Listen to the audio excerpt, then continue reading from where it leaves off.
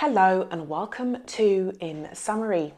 Today we're diving into one of the most controversial and emotional international disputes in recent times, the decade-long battle over the Chagos Islands. It's a story of colonial power, forced displacement, secret deals and a £1 billion military base in the middle of the Indian Ocean. It looks like the Chagossians doesn't have a voice of what we want.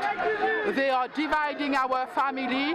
They denied us our rights to return to Diego Garcia, where the US have their base, military base there, and the government is getting money from our island, and we are suffering with the Chagossians. We are living poorly in the UK, and we doesn't have any rights to go back to our island. Our native people are dying. Lots of them are in the wheelchair. You can see here, they are in the wheelchair. So the UK government has to do something for the Chagossian people. Enough is enough. Now, after years of legal fights and global pressure, the UK has made a move that could change everything. So why were thousands of people evicted from their home? Why has the United Nations called Britain out?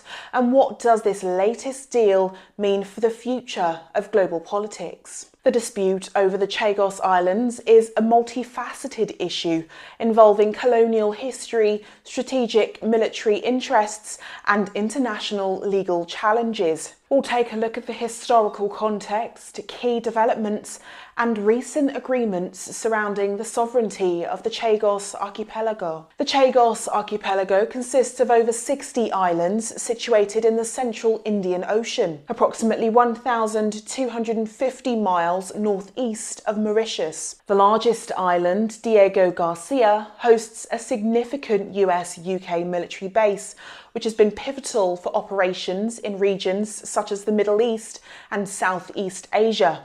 The base's strategic location has made it a focal point in discussions about the archipelago's sovereignty. In 1814, the Chagos Islands were relinquished by France to Britain. In 1965, 3 years before Mauritius gained independence, the UK separated the Chagos archipelago from Mauritius to form the British Indian Ocean Territory. This move was primarily to facilitate the establishment of a joint UK-US military base on Diego Garcia. Between 1967 and 1973, approximately 2,000 Chagossians were forcibly removed from the islands to accommodate the military base. They were relocated to Mauritius and other islands, often facing poverty and marginalisation. Même qui moi ici, plus fait mal passe moi comme du côté créole, mal passe moi derrière séjour là, moi l'île qui me passe soit Maurice, soit l'Angleterre. This displacement has been a central issue in the ongoing dispute, with Chagossians campaigning for the right to return to their homeland. I'll be demanding in Parliament that the British government proceed with this legal case against the Chagossians no further and instead pay for their right of return and for the restoration of the infrastructure on the islands to allow them to live there. In 2015, the Permanent Court of Arbitration ruled that the UK's establishment of a marine protected area around the Chagos Islands violated international law, further challenging the UK's claims over the territory. In 2019, the International Court of Justice issued an advisory opinion stating that the UK's continued administration of the Chagos archipelago was unlawful and that the decolonisation of Mauritius had not been lawfully completed. The United Nations General Assembly subsequently passed a resolution demanding that the UK end its administration of the islands. The agreement faced delays due to political changes in Mauritius, financial disagreements over leasing Diego Garcia, and a review by the US under President Trump. Ultimately, Britain agreed to the terms, with the US supporting the deal as securing strategic interests. On May the 22nd, British Chagossians secured a High Court injunction temporarily halting the deal. They argued that the agreement excluded Chagossian communities and failed to address their long-standing rights and aspirations to return to their homeland. They are not treating us that we are human beings we have rights.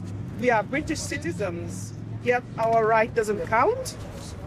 We don't want to hand over our rights to Mauritius. We're not Mauritians, and I don't think we will get the rights we're asking for now. We've been fighting for 60 years. Mauritius is not going to give that to us.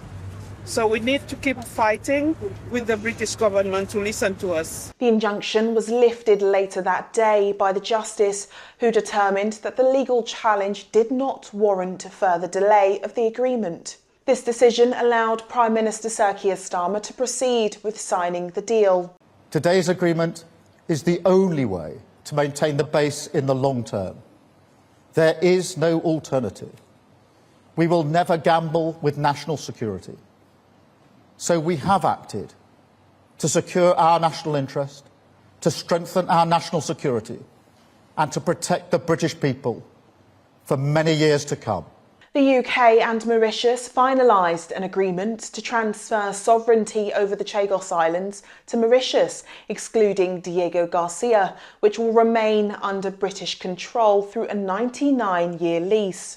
Under the terms of the agreement, the UK will pay $101 million annually to lease the base, amounting to $3.4 billion over the lease period. This arrangement allows the continued operation of the strategic military base whilst addressing international legal concerns. The agreement has been met with mixed reactions. Whilst some view it as a step towards rectifying historical injustices and complying with international law, others criticise it for excluding Chagossian people from the negotiations. UK opposition leaders and some US officials have also raised concerns about the potential security risks associated with the transfer of sovereignty, particularly regarding Mauritius's ties to China. And the Mauritian Prime Minister has told his Parliament it will be linked to inflation. So let's assume inflation runs at, say, 3% over that period of time. How much would that be? £50 billion. That's the cost of the entire defence budget. Starmer's deal is going to cost you, the taxpayer, £50 billion. They haven't told us the truth. Is it because they're incompetent? Is it because they're simply liars? Or is it a bit of both? £50 billion. This deal must be stopped. Critics argue that the deal could undermine British security interests and represents a strategic surrender. The transfer of sovereignty over the Chagos Islands marks a significant development in a decades-long dispute rooted in colonial history and strategic interests. Whilst the agreement addresses some international legal concerns, it also raises questions about the rights of displaced Chagossians and the long-term implications for regional security.